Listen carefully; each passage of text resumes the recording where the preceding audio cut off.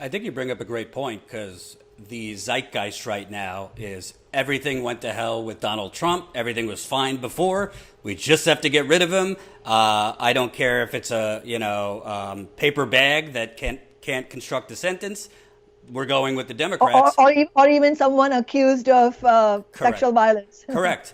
But I don't know. I mean, correct me if I'm wrong. The governor of Washington State, Jay Inslee, is a Democrat.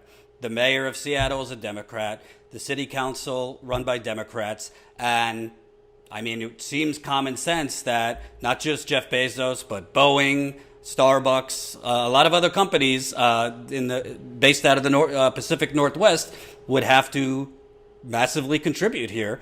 Why? I mean, I think I know the answer, but why is Jay Inslee, the Seattle mayor, and Democrat politicians basically saying no, not an emergency to tax Amazon, and we can't touch big business?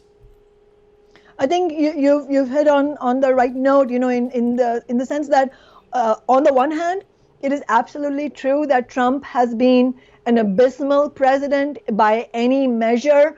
Not only the track record that he came with in terms of his really rapacious business policies and his own track record of sexual violence and sexual assault, but on the other hand, and plus his completely incompetent response to this COVID-19 crisis. But on the other hand, as you correctly said, it's not like everything was heavenly until he came to power. In fact, the very reason he came to power is because people have been fed up with corporate politics, and when they were not provided a real left-wing fighting working class option to vote for, Trump ended up getting elected by a combination of people becoming fodder to his right-wing populist ideas and people just not voting. This is what happened in 2016. But the reality is that the situation that people are facing right now, it is not just because of the coronavirus and because of the unemployment right now.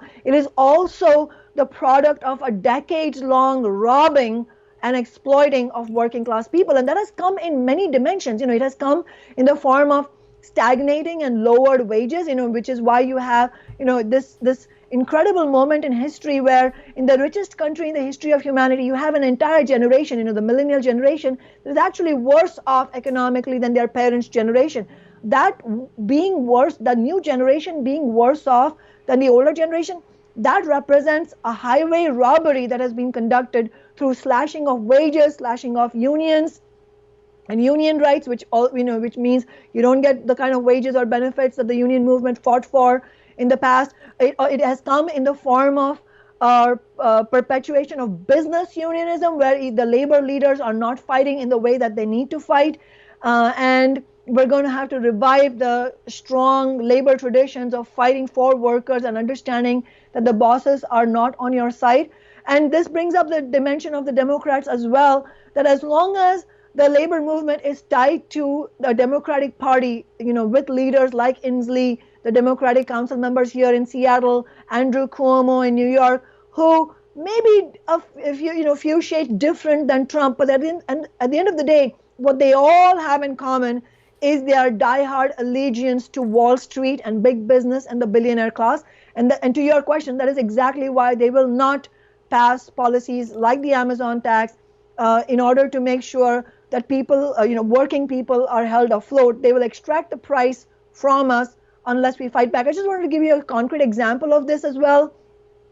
In the wake of the 2008 Great Recession, there were nearly 8 million foreclosures of middle class and working class homes. In other words, it was a massive devastation of home equity that was owned by ordinary people that is never going to come back on the basis of capitalism. So what we see recessions are written in the DNA of capitalism, but also what happens in the aftermath of recessions is important.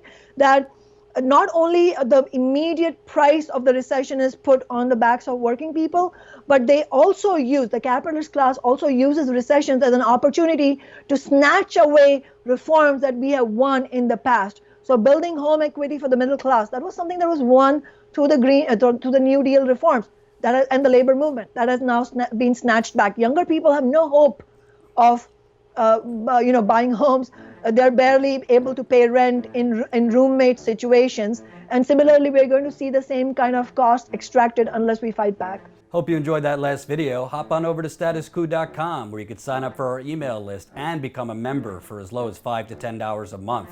Membership is how we grow. That's statuscoup.com/join. And remember, join our email list so we can grow the revolution with you.